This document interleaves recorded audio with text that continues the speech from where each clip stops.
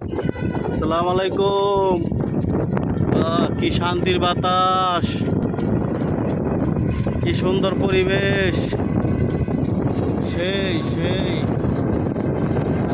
গ্রাম অঞ্চলের রাস্তা গো, কি সুন্দর পরিবেশ। দেখছেন গাছগাছালি কি সুন্দর, রাস্তাটা কি সুন্দর, দেখলে মন পরাণ জুড়াইয়া যায় গো।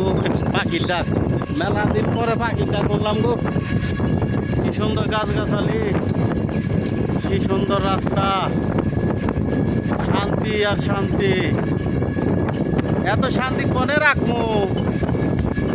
ওই যে বক, এ বক, ও শান্তি রে, কি বাতাস, কি শান্তি।